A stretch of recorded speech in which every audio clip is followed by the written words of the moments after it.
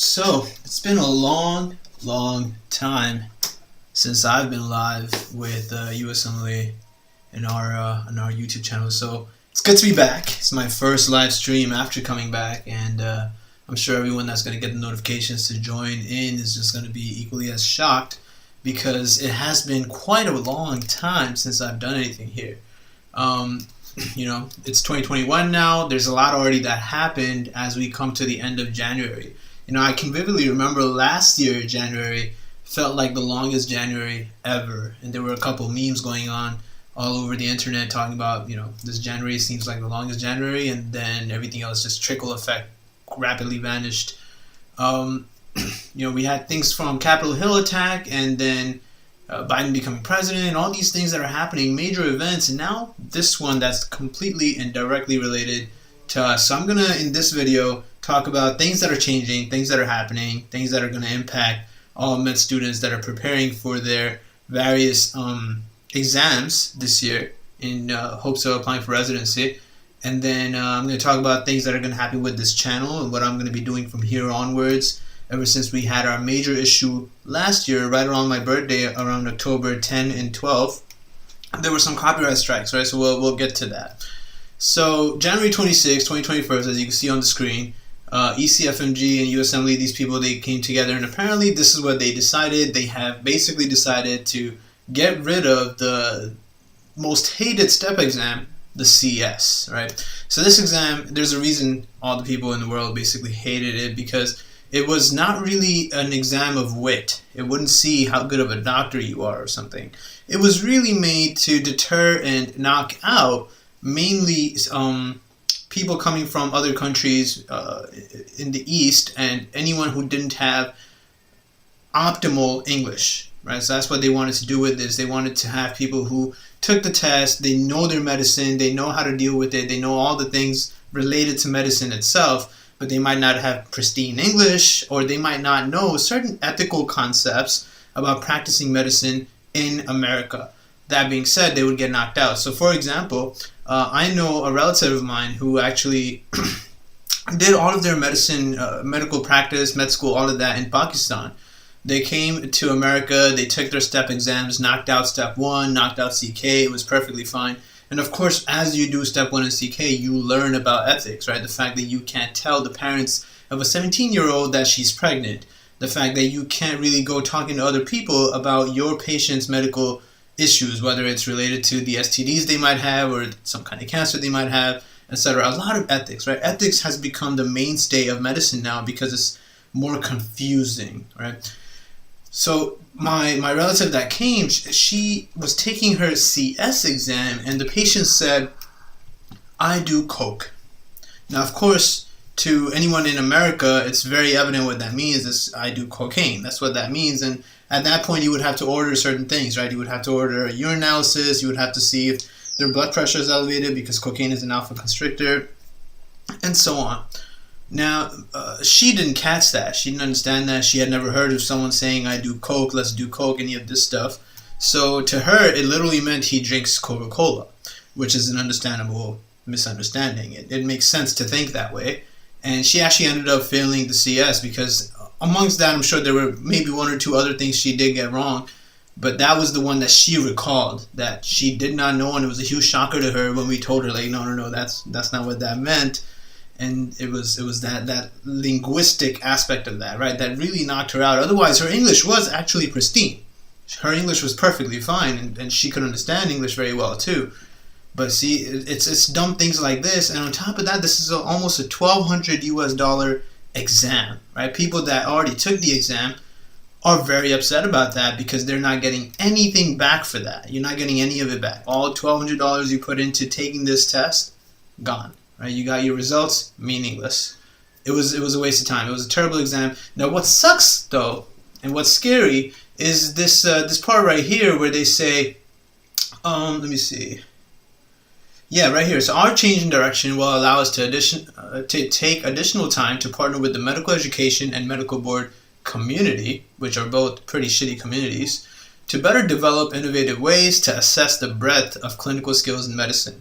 Right, so medical education and the medical board community, both of them are pretty lazy to sum it all up. They're very, very lazy. They're not always looking for innovative things. They're not looking for ways to improve things. In fact, they're the reason why not much change really ever tends to occur.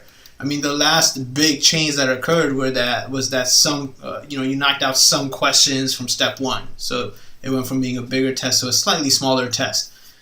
Again, it wasn't that impactful, right? It wasn't that impactful. It wasn't like the biggest blessing or something in order to really improve the test.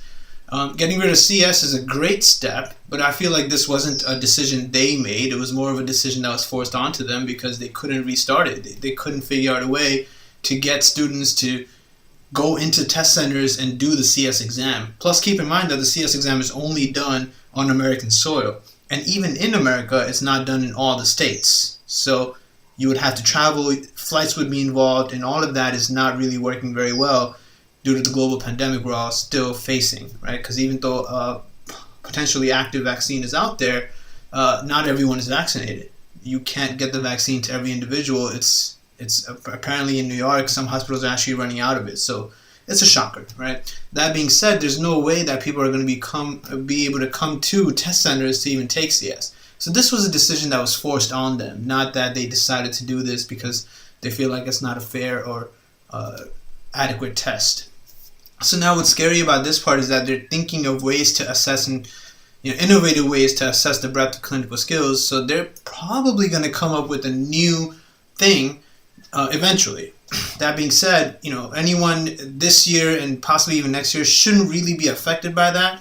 Whatever new thing they'll come up with is most likely going to kick into action starting from probably like 3 years after it's announced. So if they announced it like this year sometime, we have a new step 2 CS or a new step exam in general, 2.5, it would have to kick in 3 years later because you need time to publish study material, you need time for students to buy and study that study material, and then you need time to actually allocate those exams everywhere in a very effective manner after testing out what people think of those exams. So whatever this new innovative thing they're going to develop is won't really impact anyone taking step 1 and 2 and trying to apply maybe by like 2024 the latest. And that's, again, depending on when they announce whatever the new thing they're going to do is, because I highly doubt they're going to leave it at just step 1 and CK.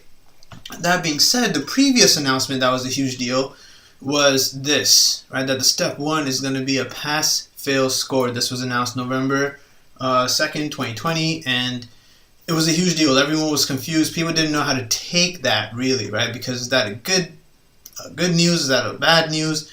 Is that something that's going to be updated quicker? Because you see here, they also announced very recently, January 25th, 2021, that there's a delay in score reporting for step 1. So people that are taking step 1, they're trying to give you a good outline, a schedule, a calendar of sorts to understand when the step exam is supposed to be taken so that you could have your score accordingly at a good time.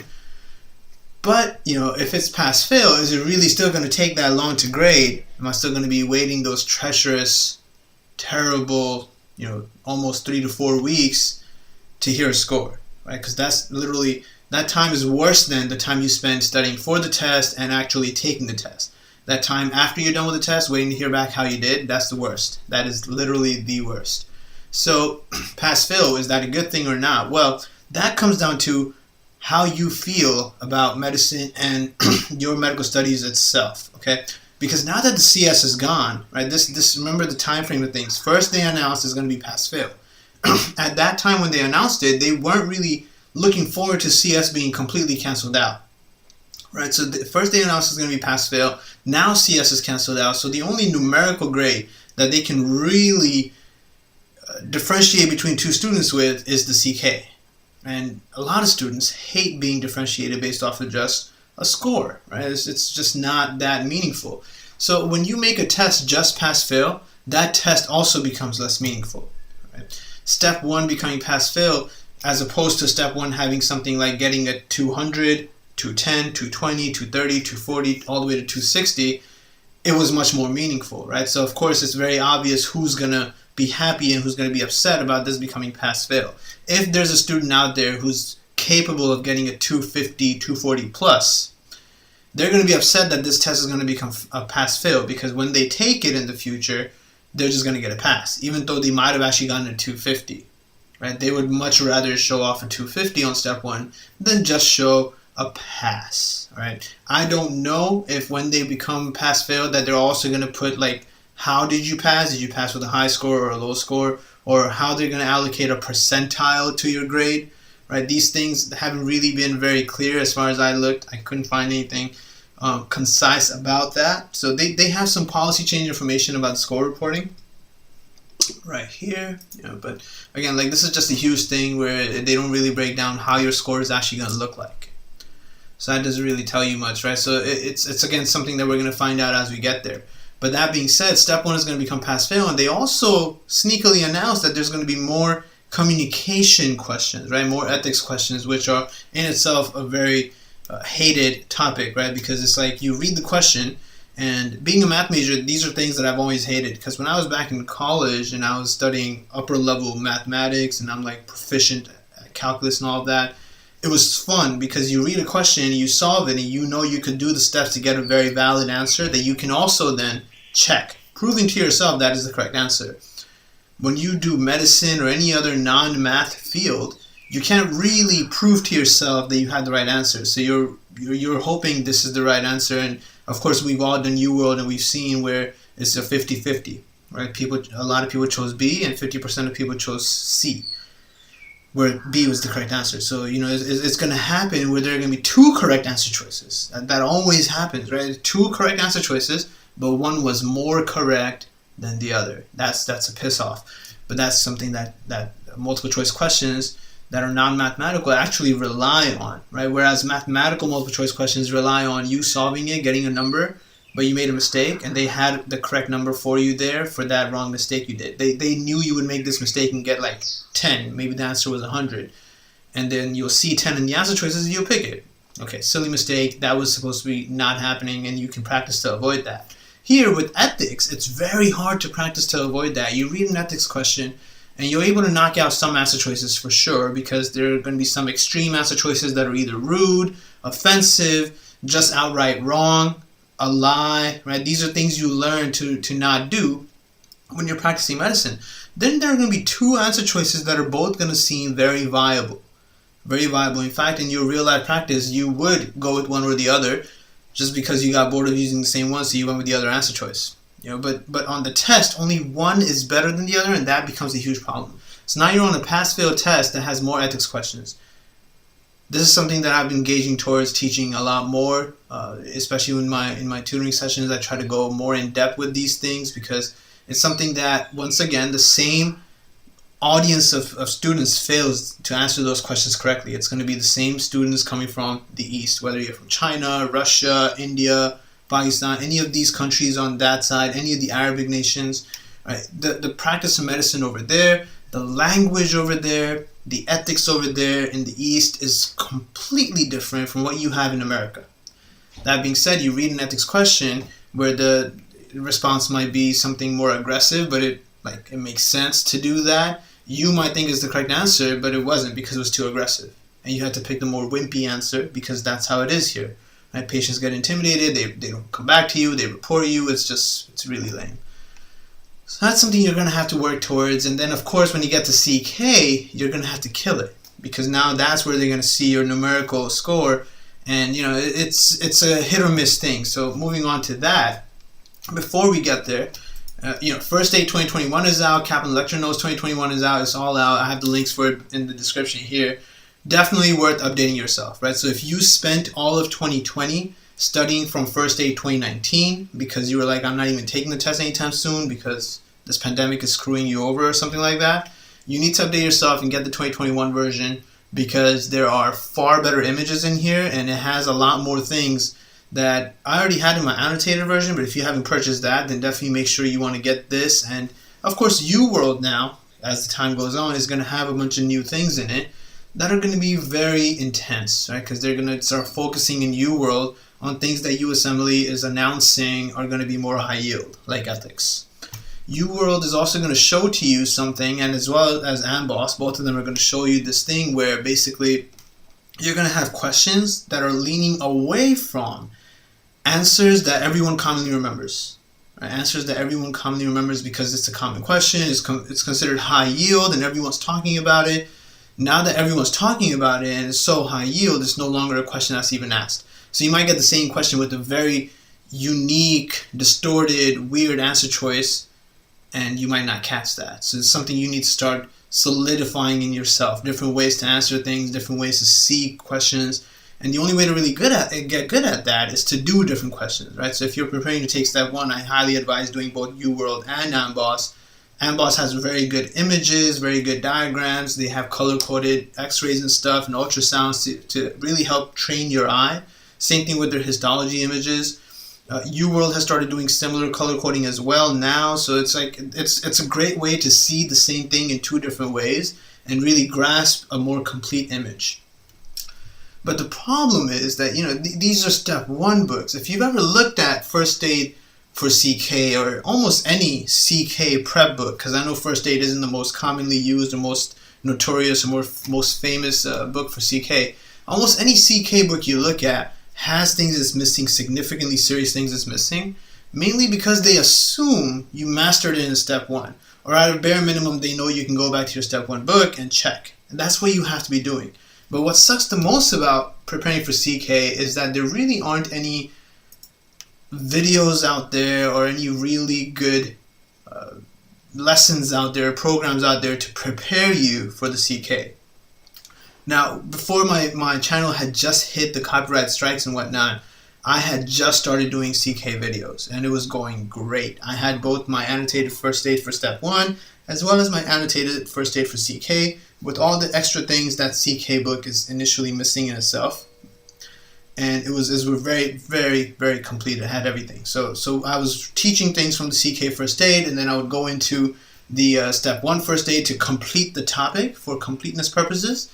And then we would make sure we grasp everything by looking at a couple made or practice questions to help you see how topics are going to present on the real exam. But as soon as I got to GIT, we finished cardiovascular, endocrine, we did some ethics, biostats, and then I got the GIT, and that's it. That's when my copyright strikes kicked in and couldn't do any more of that. So I started a Discord server. So if you've never used Discord, this is what it looks like. My server is called USMLE Live. It's this icon right here. I'm part of a couple other servers as well.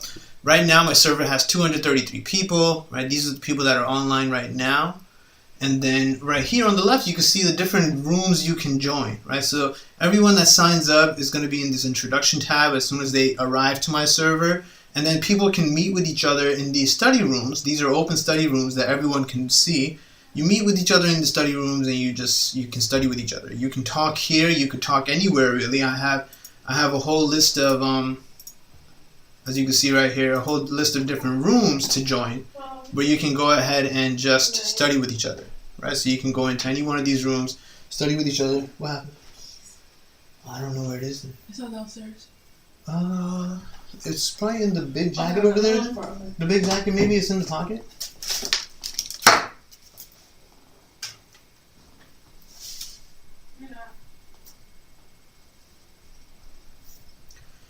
So basically this allows students to come into the room, just go ahead and talk in any one of these rooms. These are all text rooms, so you can see right here some people are already talking to each other, right? And you can make plans to basically group up with each other, you know, get together, talk, study together, do practice tests, etc. And then the ones that any of you joining won't be able to see are these VIP rooms. There's the Step 1 room and the CK room. I offer courses now for both Step 1 and CK. My email is at the bottom, and so is the link to join this Discord server. It's all there. You can join, you can email me, we could talk about it, and you can sign up for any of the courses necessary for yourself, and we can dive right into it, right? So I can start teaching you guys better things and more accurate things to prepare for the exams. Both courses are 3-month courses, so it's perfectly timed in that manner, and very much, you know, just everything's jam-packed together, so you just master it all in the first sitting, and then you, of course, study on your own, do practice questions on your own, and so on and so on. And then I'll also be live with you guys to do practice questions with you. That way you can truly start seeing how to tackle it all. Alright, so that's it for now. I'm going to be live more often now here, mainly just to you know, dive into smaller topics and just do summary lessons on whatever I can think of for the day. I'm going down mainly all of first aid to teach you high yield topics and wrap that up. Alright, so that's mainly what the channel is going to be about, since I can't stream the same way as I was before because the materials wouldn't be allowed to be used here. Right, so I'll be teaching basic things here, just doing quick, maybe 5 to 10 minute videos per lesson and wrapping that up. So you'll see that, and then if you want to join the course, just shoot me an email. Thanks a lot, guys. I am back. Good to be back, and I can't wait to start working with all of you and new subscribers very soon.